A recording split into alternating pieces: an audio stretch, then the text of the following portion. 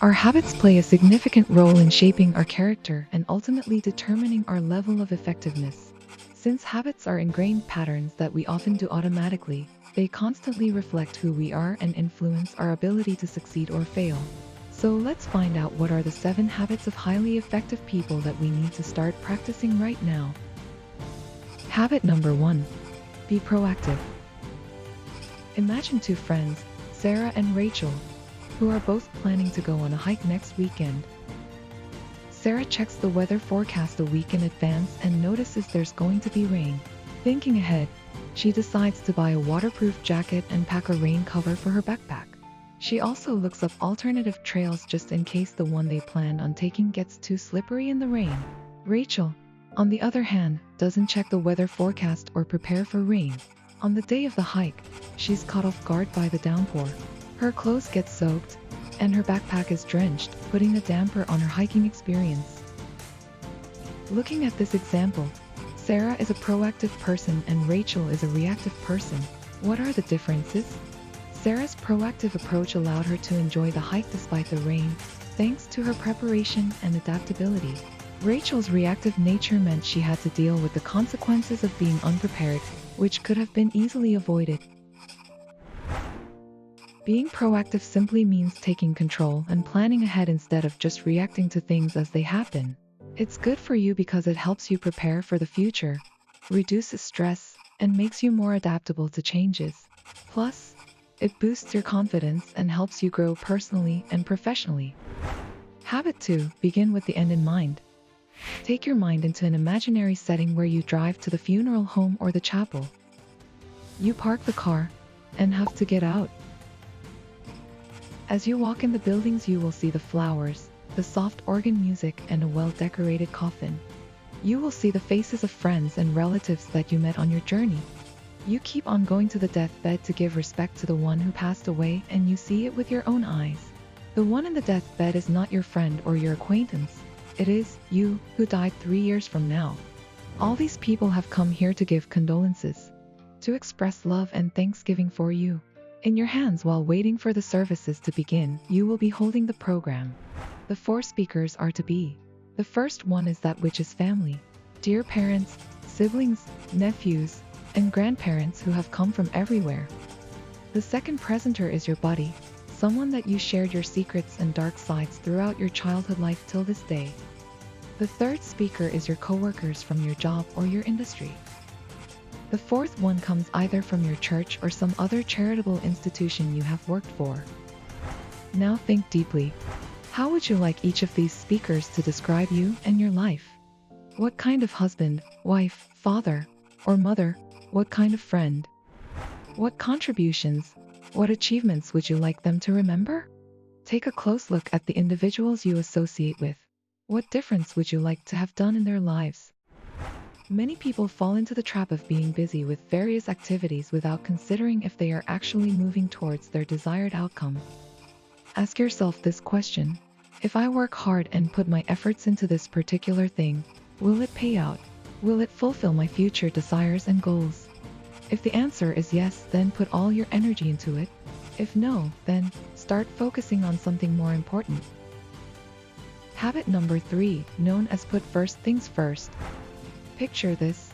There are 4 quadrants in this chart. The quadrant 1 is important and urgent. Tasks in this quadrant are both critical for your goals and require immediate attention. These are the crises, deadlines, and problems that cannot be ignored. Quadrant 2, important but not urgent. These tasks are important for achieving your long-term goals, but they do not have an immediate deadline. This quadrant includes planning, relationship building, and personal development. For instance, exercise, strategic planning, and learning new skills. Quadrant 3 is not important but urgent. Tasks that appear urgent but do not contribute significantly to your long-term goals fall into this category. Often, these are interruptions from others, like some emails or phone calls, that demand immediate attention but are not important. Quadrant 4, which includes tasks that are neither important nor urgent, often involves activities that can be considered time wasters. These activities don't contribute to your goals and can distract from more productive tasks. Binge watching TV shows, Mindless social media scrolling, playing video games, and doing unnecessary things. Most of us spend time on quadrant 3 thinking that we are working on something, but the truth is we are not. We are just reacting to these tasks and we are not improving or working toward anything. The one we should spend time on is quadrant 2, which is important but not urgent. Going to the gym regularly, eating healthy, and reading books that improve your life. You may not see the results immediately, but it is sure that you will look better, more healthier, and smarter. Habit 4. Think win-win. The mindset of I can win and so can you is known as think win-win. It's the two of us, not just me or you.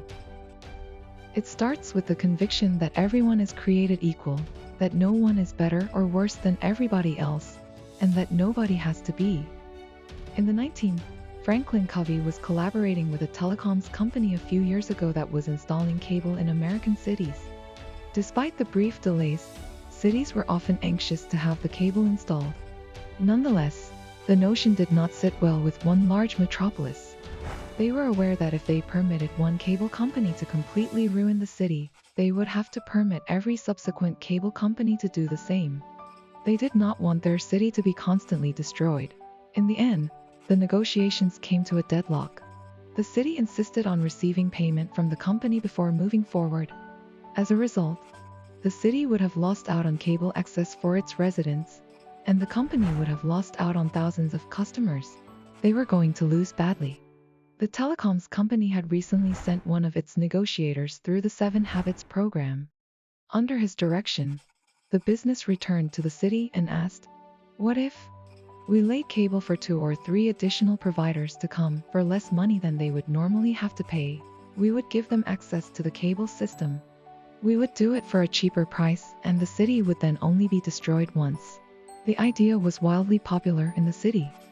The wire was installed. The competitors were thrilled to discover that the cable was already installed and had been purchased for a significantly lower price when they arrived. Therefore, the city and its residents won because their streets weren't always blocked off and they had access to cable, while the competitors won because their cable was installed at a cheaper cost. But the biggest win was for the initial company. The 2 competitors paid them more than the installation had cost. They had earned some extra spending money by giving away their cable. Habit number 5. Seek first to understand, then to be understood. It requires a profound paradigm shift to seek first to understand. Usually, our first goal is to be understood. The majority of people listen with the intention of responding rather than understanding. They're either talking or getting ready to talk. Listening with the intention of understanding is called empathic listening.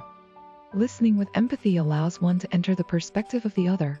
Through it, you are able to see the world from their perspective, comprehend their worldview, and feel what they are feeling. The reason that empathic listening is effective is that it provides you with factual information. It takes time, but not nearly as much as it does to go back and clear up miscommunications after you've traveled so far. Being in a position of leadership makes it more difficult to listen empathetically because people generally submit to authority. This explains why a large number of senior leaders have poor listening skills and talk the most whenever they are in a room. If you hold a leadership position, trust your instincts. Ask yourself, what percentage of the words spoken in this meeting today came from my own mouth? The next time you're in a team meeting, there is an issue if, out of the 6 people present, you spoke 80% of the words. Habit number 6. Synergize. Our preparation for the synergy habit comes from practicing all the other habits. The key to principle-centered leadership is synergy. It ignites, brings people together, and releases their innermost potential. Life is a team sport, and most of the time, if you have the correct mindset and abilities, you can solve complex problems in a synergistic way. In 1996, Sergey was given the responsibility of assisting new students during spring orientation after 2 years of computer science studies at Stanford. He had an appointment to show a man by the name of Larry around the campus that morning. They found each other quite annoying and didn't click right away. They couldn't agree on almost anything. But in the end, they had so much fun contradicting each other on every topic that they became friends. Larry and Sergey were completely different even though they both enjoyed computers. Larry was timid and private, whereas Sergey loved to party. Back then, you would enter a word into the computer, and the internet would return the number of times and locations the word appeared. Instead of looking for words, Larry thought it would be interesting to look for links. He reasoned that a website was more significant the more times it was linked to other websites. His method would display search results on your screen according to priority.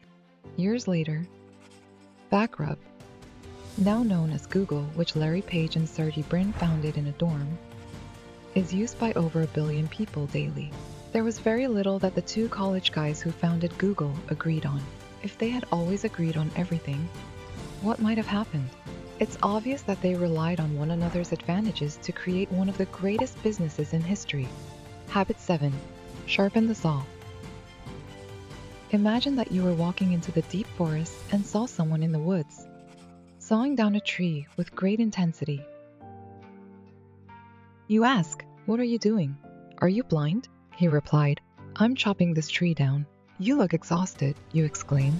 "How much time have you spent on it?" After more than 5 hours, he says, "I'm exhausted. It takes a lot of work to do this." You say, "Well, why don't you take a little break and sharpen that saw? It would go much faster, I'm sure." The man says firmly, "I don't have time to sharpen the saw. I'm too occupied sawing." As John D. Rockefeller said, "He who works all day has no time to make money." This can mean practicing something to get better at it, learning new things, or making sure you're feeling good so you can do your best work. Just like sharpening a saw makes cutting wood easier, getting ready and taking care of yourself makes any big job easier to do. Thank you for watching, and I hope you enjoyed the video. Support us with likes and subscribes for more contents. I will see you soon.